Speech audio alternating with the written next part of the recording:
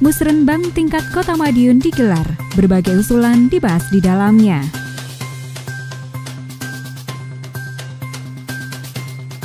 Sambung Rasa Wali Kota Madiun digelar di Taman Hutan Kota Madiun.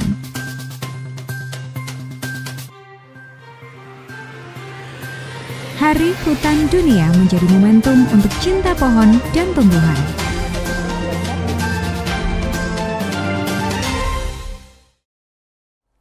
Halo, selamat sore pemirsa. Bagaimana kabar Anda hari ini? Senang sekali saya dapat menjumpai Anda kembali di hari Jumat 22 Maret 2019.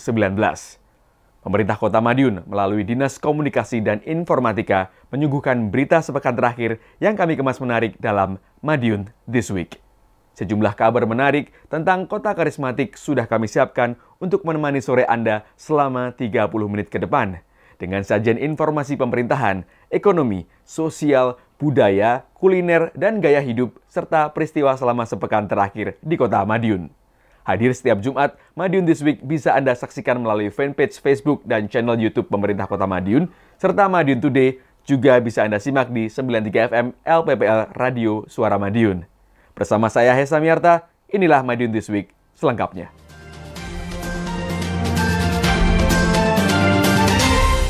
Musyawarah Rencana Pembangunan atau Musrenbang tahun anggaran 2020 sudah menapaki tingkat kota di Kota Madiun. Berbagai usulan pembangunan untuk tahun anggaran 2020 tersebut mengemuka saat Musrenbang yang berlangsung di Gedung Diklat Senin 18 Maret kemarin. Musrenbang kali ini menghasilkan rencana kerja pemerintahan daerah untuk dilaksanakan di 2020 mendatang.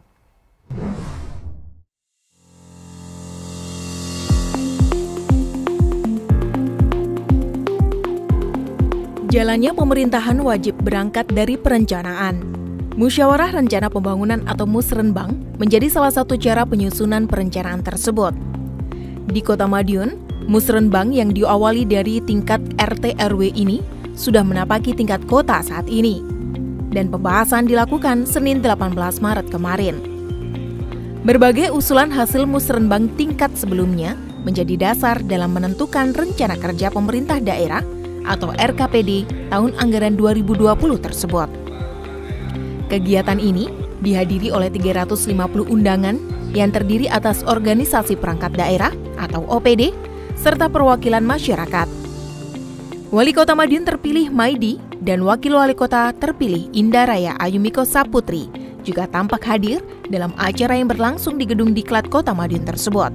Kehadiran keduanya dirasa penting mengingat pelaksanaan tahun anggaran 2020 sudah di bawah kepemimpinan keduanya.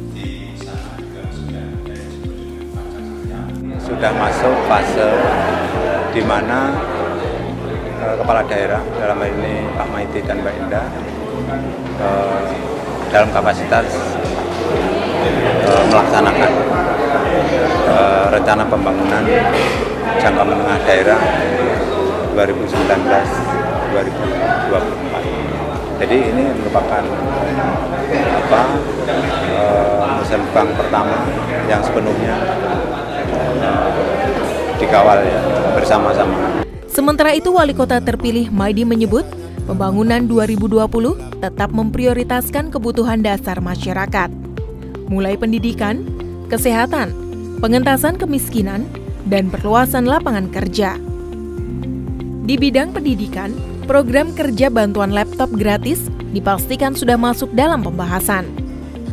Pihaknya menganggarkan 60 miliar selama 4 tahun untuk bantuan laptop tersebut.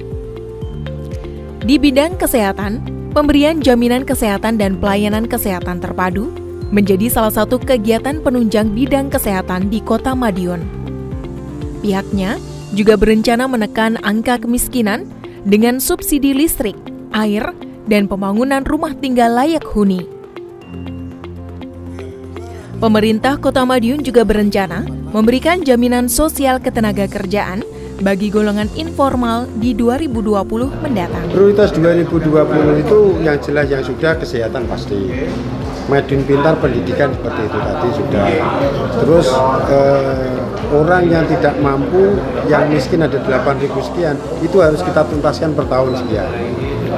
Jadi yang sifatnya masyarakat kesulitan dalam hidup di kota ini, itu akan program kita dulukan semua. Mulai dari kesehatan, pendidikan, dia mungkin hidupnya tidak layak, itu mungkin kita subsidi listrik, kita subsidi air. Ini. Jadi jangan sampai masyarakat hidup di sini, orang Madiun itu mengalami kesulitan dalam hidupnya sehari-hari. Diskominfo Kota Madiun melaporkan.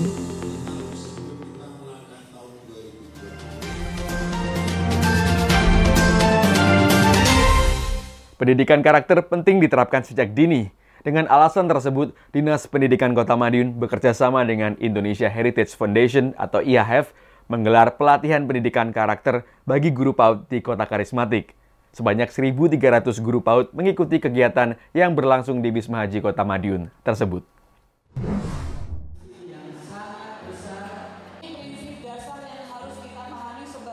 Penguatan karakter tengah menjadi perhatian di dunia pendidikan saat ini. Berbagai metode pembelajaran yang bermuara pada pendidikan karakter terus digali dan ditingkatkan.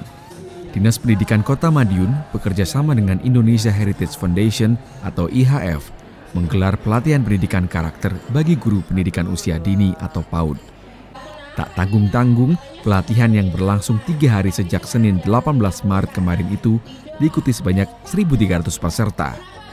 Berbagai materi diberikan, salah satunya mengenai 9 pilar karakter yang terdiri dari cinta Tuhan dan segenap ciptaannya, mandiri, disiplin dan tanggung jawab, jujur, amanah dan berkata bijak, hormat, santun, dan pendengar yang baik. Selain itu juga terdapat pilar dermawan, suka menolong dan kerjasama, percaya diri, kreatif dan pantang menyerah, pemimpin yang baik dan adil, baik dan rendah hati, dan terakhir pilar toleran, cinta damai, dan bersatu. Pemahaman 9 pilar itu penting agar pendidikan karakter berjalan optimal. Selama 3 hari itu semua materi ini merupakan sebuah materi yang satu paket. Jadi ada materi yang sifatnya adalah informatif atau kemudian materi-materi yang sifatnya adalah materi-materi dasar. Seperti kenapa sih kita harus mendidik anak-anak agar mereka menjadi karakter, seperti itu materi dasar. Termasuk materi video game kekerasan dan lain sebagainya, termasuk materi-materi informatif bagi guru. Ada juga materi yang bersifat aplikatif. Jadi selama 3 hari nanti ada guru diajari bagaimana sih sebenarnya cara praktek pendidikan karakter di kelas seperti apa. Bagaimana cara berdongeng, bagaimana cara menggambar, bagaimana cara membuat seni kreasi. Dan yang terakhir adalah bagaimana guru-guru setelah dari pulang dari pelatihan ini mereka memiliki motivasi untuk kemudian menerapkan pelatihan ini di sekolahnya masing-masing. Lebih lanjut dijelaskan, Halim, setiap manusia pada dasarnya dapat menjadi insan berkarakter cerdas, kreatif, dan pembelajar sejati. Selain itu, manusia juga dapat menemukan identitas, makna, dan tujuan hidupnya masing-masing. Hal itu tentu jika seluruh dimensi kemanusiaan yang dimiliki dapat berkembang secara utuh. Tak heran, pelatihan ini menitik beratkan pengembangan potensi yang dimiliki masing-masing individu secara optimal. Peserta juga dibekali pelatihan teknis untuk mengembangkan karakter tersebut. Praktik langsung penerapan kepada peserta didik juga mengemuka di akhir sesi pelatihan. Kepala Dinas Pendidikan Kota Madiun, Heri Wasana, mengapresiasi kegiatan tersebut. Apalagi pendidikan karakter penting untuk mewujudkan generasi ke depan yang berkualitas. Pelatihan kepada guru PAUD itu diharap dapat mengoptimalkan pendidikan karakter pada anak sejak dini. Diinisiasi oleh Indonesia Heritage Foundation, bahwasanya melihat kondisi saat ini memang kita perlu menanamkan pendidikan karakter mulai dari anak-anak PAUD, karena pendidikan yang utama adalah dari pendidikan keluarga. Nah, pendidikan keluarga dalam hal ini identik dengan pendidikan yang ada di PAUD, karena itu meletakkan dasar-dasar daripada bagaimana kita menanamkan sikap kepada anak kita berkarakter yang bagus, misalnya cinta terhadap tanah air, kemudian tentang keagamaan, kedisiplinan, dan sebagainya. Diskominfo Kota Madiun melaporkan.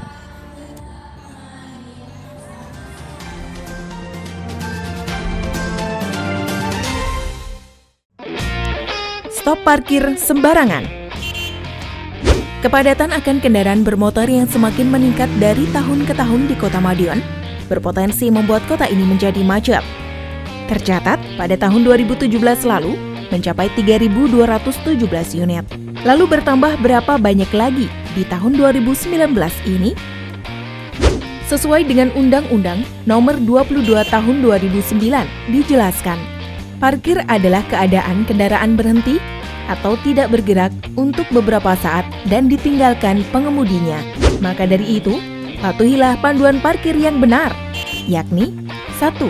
Sepanjang 6 meter sebelum dan sesudah tempat penyeberangan pejalan kaki zebra cross. 2. Sepanjang 25 meter sebelum dan sesudah tikungan tajam. 3. Sepanjang 50 meter sebelum dan sesudah jembatan. 4. Sepanjang 100 meter sebelum dan sesudah perlintasan sebidang. 5. Sepanjang 25 meter sebelum dan sesudah persimpangan. 6. Sepanjang 6 meter sebelum dan sesudah akses bangunan gedung. Dan 7. Sepanjang 6 meter sebelum dan sesudah keran pemadam kebakaran atau hidran. Bila Anda parkir sembarangan, maka akan dikenakan sanksi yang berupa 1. Penggembosan ban, 2. Penggombokan, 3. Derek bagi pengguna kendaraan roda 4. Parkirlah kendaraan Anda dengan benar, yakni di sekitar rambu lalu lintas ini. Iklan layanan masyarakat ini kerjasama antara Dinas Perhubungan Kota Madiun dan Dinas Komunikasi dan Informatika Kota Madiun.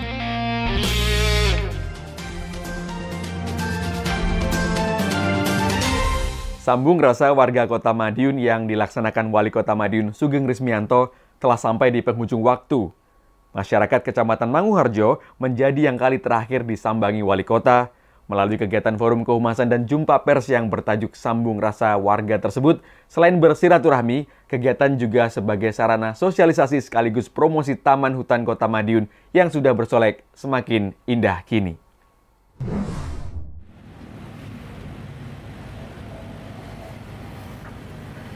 Inilah Taman Hutan Kota Madiun. Areal yang dulunya hanya tanah lapang itu kini sudah disulap menjadi taman yang cantik dan indah.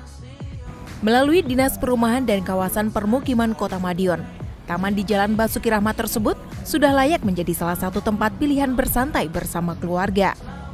Dinas Komunikasi dan Informatika Kota Madiun sengaja menjadikan Taman Hutan Kota sebagai lokasi forum kehumasan dan jumpa pers yang bertajuk Sambung Rasa Warga Kota Selasa 12 Maret kemarin. Tak heran, kegiatan tatap muka Wali Kota bersama masyarakat, khususnya warga Kecamatan Manguharjo itu berlangsung hangat dan menarik. Wali Kota Madiun Sugeng Rismianto berharap Taman Hutan Kota terus dikembangkan dan ditingkatkan. Harapannya menjadi hutan mini Indonesia. Taman juga dilengkapi dengan tanaman-tanaman khas di tanah air. Wali Kota berharap Taman Hutan Kota tersebut memiliki fungsi edukasi bagi generasi ke depan. Untuk hutan kota ditingkatkan kuantitas kualitasnya. Sebenarnya pesan saya, hutan kota ini adalah hutan kota yang mengindonesia. Artinya bahwa tanaman-tanaman di sini saya minta untuk replikasi dari tanaman-tanaman di seluruh Indonesia. Memang mahal, tapi harus kita sudah tegaskan lagi, enggak seperti ini. Artinya apa? Kalau itu merupakan replikasi dari tanaman-tanaman termasuk langka di Indonesia, mungkin tanaman-tanaman inti dari daerah-daerah lain, maka masyarakat kita tahu nanti ditulisi tanaman ini dari tanaman khas Sulawesi, tanaman ini dari Kalimantan. Wali Kota juga mengucapkan terima kasih atas dukungan dan partisipasi masyarakat selama jalannya pemerintahan di Kota Madiun 10 tahun terakhir. Wali Kota berharap sinergitas dan partisipasi masyarakat terus ditingkatkan ke depan. Hal itu penting demi peningkatan pembangunan dan kesejahteraan masyarakat. Kegiatan kali ketiga itu sekaligus juga sebagai sarana sosialisasi. Salah satunya sosialisasi ketentuan di bidang cukai. Jadi tetap terima kasih selama ini 10 tahun berarti sudah bersinergi dan tidak hanya pada sambung rasa dengan masyarakat, dengan saya, tapi juga dengan teman-teman pers. Jadi mari kita saling memberikan satu support terhadap Kota Madiun. Itu yang lebih penting. Diskominfo Kota Madiun melaporkan.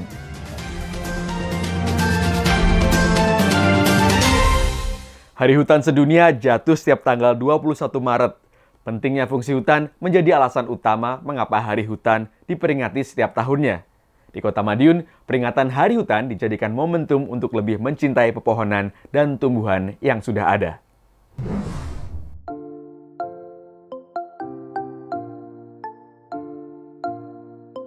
Setiap tanggal 21 Maret, masyarakat di seluruh dunia memperingati Hari Hutan. Pentingnya keberadaan hutan untuk menjaga keberlangsungan hidup manusia menjadi alasan dasar perlunya memperingati Hari Hutan setiap tahunnya di Kota Madiun.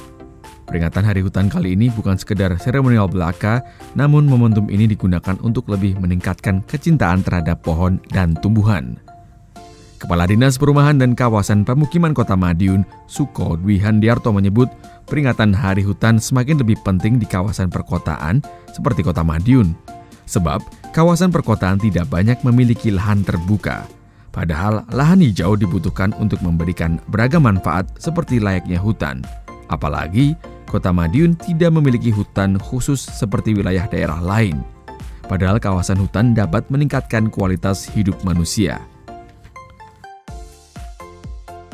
Pemetaan ini sangat penting karena dengan bertambahnya jumlah penduduk dari tahun ke tahun termasuk di Kota Madiun otomatis akan berdampak terhadap kebutuhan ruang. Padahal kebutuhan ruang sendiri sangat-sangat terbatas, jadi dia tidak bertambah.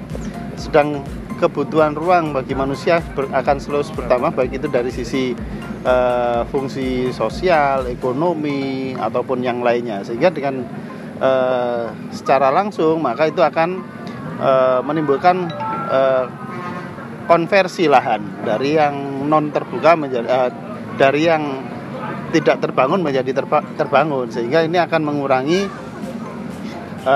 tata hijau yang ada di kota. Kendati begitu, bukan berarti tanpa upaya. Lebih lanjut dijelaskan Suko, Kota Madiun sudah melaksanakan intensifikasi dan ekstensifikasi lahan.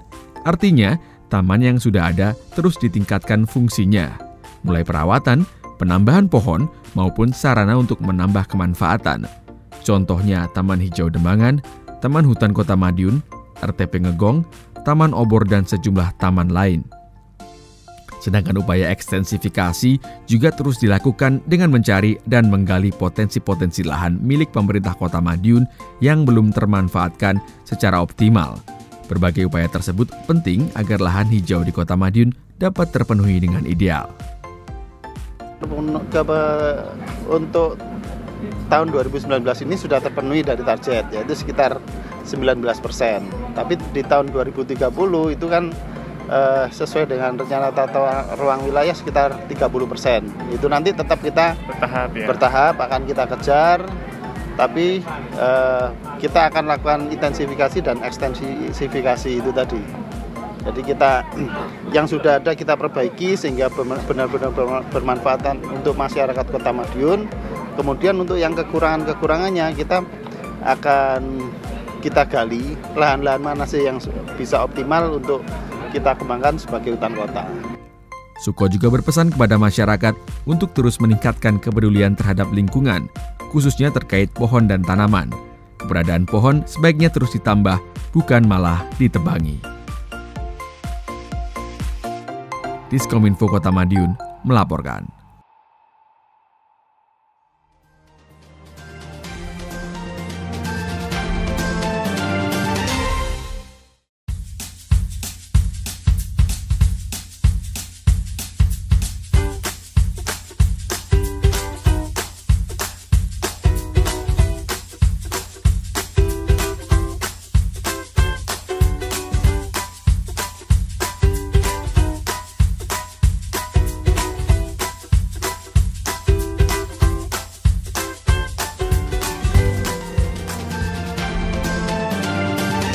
Selain Hari Hutan Sedunia, tanggal 21 Maret juga diperingati sebagai Hari Down Syndrome Sedunia.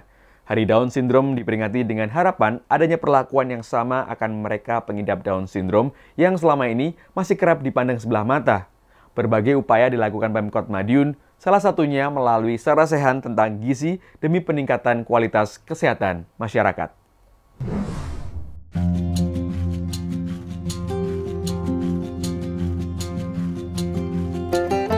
Down syndrome atau keterbelakangan mental merupakan kelainan fisik dan mental yang disebabkan faktor genetik sejak sebelum bayi dilahirkan. Jumlah pengidap kelainan ini terhitung cukup banyak di seluruh dunia. Peringatan Hari Down Syndrome sendiri dilaksanakan sebagai upaya penyetaraan perlakuan sekaligus peningkatan perhatian kepada pengidap kelainan fisik dan mental tersebut. Di Kota Madiun, orang tua dengan anak Down Syndrome memiliki cara tersendiri dalam memperingati Hari Down Syndrome tersebut. Mereka berkumpul untuk saling memberikan semangat dan berbagi kiat-kiat membesarkan anak dengan kelainan. Berbagai kegiatan dilakukan saat komunitas yang menamakan diri Komunitas Special Need Parent Madiun tersebut berkumpul beberapa waktu lalu. Mulai belajar membuat kerajinan hingga memberikan pembelajaran baca dan tulis. Para orang tua ini menaruh harapan besar kepada pemerintah agar perhatian kepada pengidap Down Syndrome lebih meningkat. Anak-anak kami seperti ini sebenarnya bukan hanya masalah pendidikan, tapi yang paling penting adalah masalah terapi. Jadi anak-anak seperti ini kalau terapinya berhenti, bisa jadi mereka turun ke titik terbawah. Dan ini negara ini memperhatikan anak-anak seperti ini supaya kayaknya nggak disisihkan, ataupun kalau kita sepertinya kalau jalan ke mall atau kemana tuh kayaknya kita tuh orang jijik gitu loh, kok kayaknya orang tuh melihat nih punya ibu punya anak kok sepertinya aneh gitu. Dan seperti loh, ya orang-orang seperti itu memahami ini juga ciptaan Tuhan. Siapa mau orang dilahirkan seperti ini? Sementara itu, peningkatan kualitas hidup masyarakat terus dilakukan pemerintah Kota Madiun. Salah satunya melalui pemahaman pentingnya gizi bagi tumbuh kembang.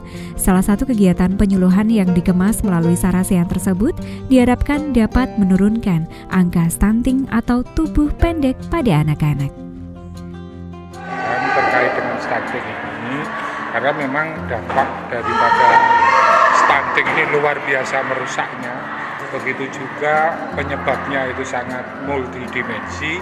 Nah, tentunya upaya-upaya yang kita lakukan juga dengan menyeluruh, yaitu multisektor, dan kita libatkan seluruh sektor-sektor yang terkait agar stunting yang ada di Kota Madiun itu bisa kita tekan seminimal mungkin, karena ini menyangkut anak bangsa, di generasi-generasi emas yang akan datang. Untuk utamanya mulai kehamilan sampai dengan anak umur 2 tahun itu periode emas ya.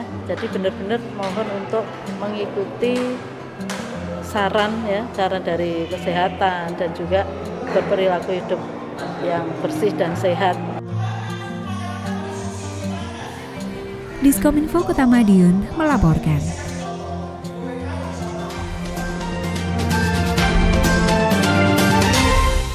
Seni aquascape tengah digandrungi saat ini. Indahnya tanaman bawah air berpadu dengan beragam ikan di dalam akuarium tersebut memang mampu membuat peminatnya kepincut.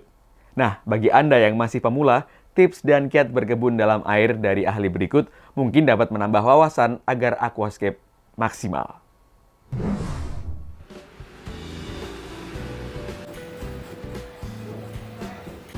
Berkebun merupakan kegiatan yang tak asing di telinga. Namun, pernahkah Anda mendengar tentang berkebun di dalam air?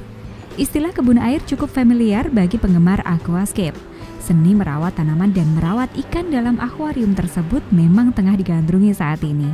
Peminatnya terus bertambah dan tak heran jika aquascape menjadi ladang penghasilan bagi sejumlah orang. Seperti Ihsan Bokir, warga Jalan Imam Bonjol, Kota Madiun ini mampu meraup puluhan juta rupiah untuk satu aquascape hasil karyanya. Aquascape memang bernilai mahal karena tumbuhan dan batuan yang digunakan untuk menghias akuarium merupakan produk rare plant atau barang langka. Selain itu, butuh perawatan khusus karena melibatkan makhluk hidup. Seni menanam atau membentuk suatu pemandangan di dalam akuarium. Dengan menggunakan media apa saja, Mas? Aquascape bisa menggunakan media, terutama sih biasa pasir untuk jadi alasnya.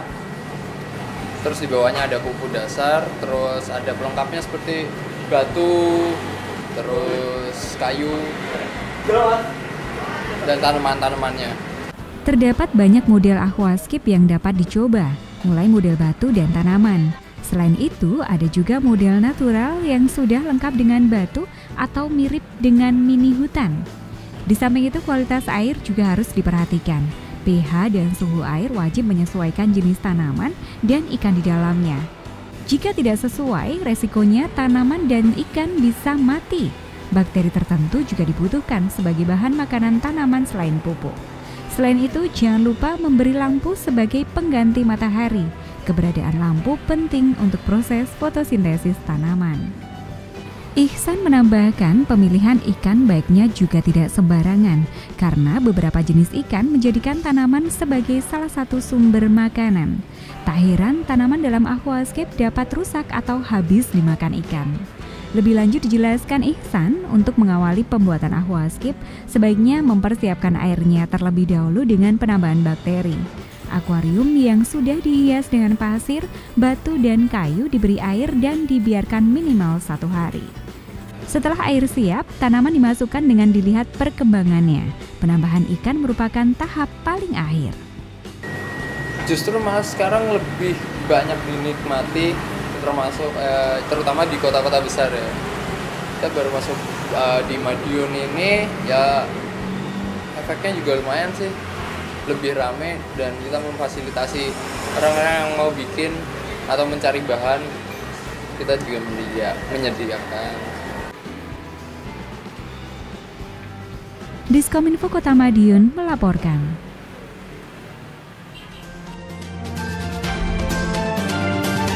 Pemirsa, selain informasi utama, Madiun This Week juga menyuguhkan informasi-informasi pilihan minggu ini yang kami rangkum dalam Flash News.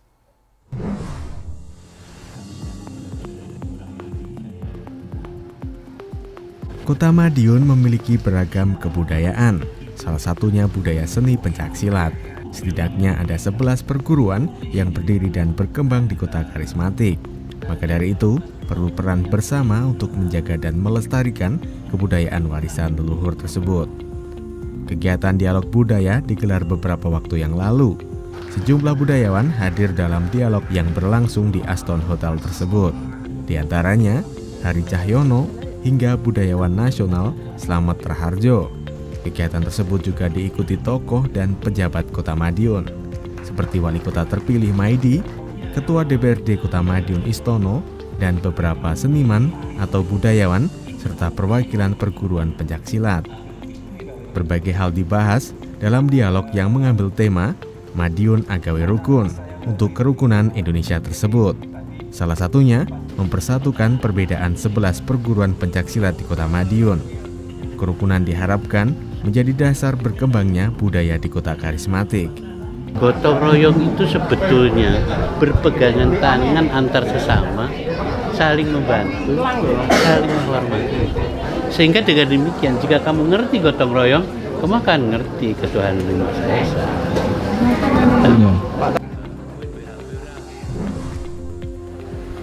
Kuartir Ranting dan pengurus Kuartir Ranting Gerakan Pramuka di Kecamatan Taman, Kartoarjo, dan Manguharjo memiliki ketua dan anggota baru. Pelantikan ketua dan pengurus ini dilaksanakan Kamis 14 Maret kemarin di kantor Kuartir Cabang Kota Madiun. Pelantikan dipimpin langsung Wali Kota terpilih Maidi.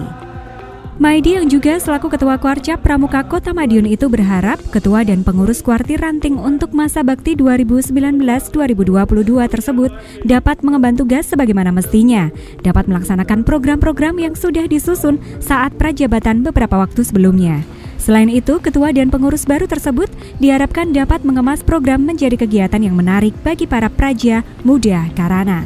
Ya, untuk pelantikan pengurus pramuka yang ada di 3 kecamatan, ya saya sangat mengharapkan bahwa setelah dilantik ini Nixon semua program pramuka yang ada di Kuarcap dilaksanakan, dilakukan, dan pramuka akan menarik daripada kegiatan-kegiatan khususnya pemuda yang ada di kota ini. Anak-anak sekolah, anak-anak yang mungkin karang taruna dan sebagainya akan Musibah banjir dan kebakaran cukup sering terjadi di Kota Madiun. Badan Penanggulangan Bencana Daerah atau BPBD gencar melakukan pelatihan pencegahan banjir kepada masyarakat. Terbaru pelatihan diberikan kepada pelajar siswa TK Islamiyah beberapa waktu lalu. Pelatihan diharapkan memberikan wawasan kepada anak-anak tentang banjir sedari dini, terutama apa yang harus dilakukan saat musibah banjir melanda. Pada khususnya di Madiun, pada saat banjir tiba, yang kita melakukan diri sendiri dulu, kita tempat yang aman, kalau bisa dengan membawa barang-barang berharga, kita taruh tempat yang lebih aman, begitu. Sementara itu, Satuan Polisi Pamong Praja atau Satpol PP Kota Madiun menggelar sosialisasi tentang bencana kebakaran. Sosialisasi diikuti 300 warga yang terdiri dari perwakilan RT sekelurahan di Kota Madiun, LPMK, tokoh masyarakat, serta anggota PKK. Sosialisasi kali ini juga sekaligus penyuluhan seputar penanggulangan bahaya kebakaran. Hal itu dirasa penting mengingat sudah ada 6 kejadian kebakaran hingga bulan Maret ini. Padahal Januari hingga Maret masih tercatat puncak musim penghujan. Ya, ini untuk meminimalisir kejadian kebakaran yang ada di masyarakat. Kalau kita ini program kita sosialisasi kepada masyarakat khususnya yang RT, RW, LPMK, PKK, harapannya apa, bahwa kita tidak harus sosialisasi sampai mendatangi satu persatu RT, tapi dengan dikumpulkan di gedung Kecamatan Kartoharjo ini, program kita terhadap kaitannya dengan sosialisasi pencegahan penanggulangan kebakaran bisa tersampai pada masyarakat. Pelipatan surat suara logistik Pileg dan Pilpres 2019 di Kota Madiun rampung. Pelipatan ribuan surat tersebut selesai seluruhnya beberapa waktu yang lalu. Penortiran dan pelipatan dimulai sekitar 2 minggu yang lalu dengan melibatkan 30 tenaga. Ketua KPUD Kota Madiun, Sasongko, menyebutkan surat suara daerah pemilihan atau Dapil 1 sebanyak 2.742, Dapil 2 sebanyak 33.571, Dapil 3 sebanyak 31.756, dan Dapil 4 Kota Madiun sebanyak 42.422. Jumlah tersebut belum termasuk surat suara untuk DPD dan Pilpres. Penyortiran dilakukan kali pertama. Sasongko menyebutkan petugas wajib memilah surat suara cacat, mulai lungset, terlipat, sobek, hingga cetakan yang kurang jelas. Proses pelipatan berlanjut kemudian. Surat suara yang sudah dilipat akan dibagi sesuai dapil dan disimpan dalam kotak suara yang disegel. Surat suara akan dijaga selama 24 jam hingga proses pendistribusian sampai pelaksanaan pemilihan. Diskominfo Kota Madiun melaporkan.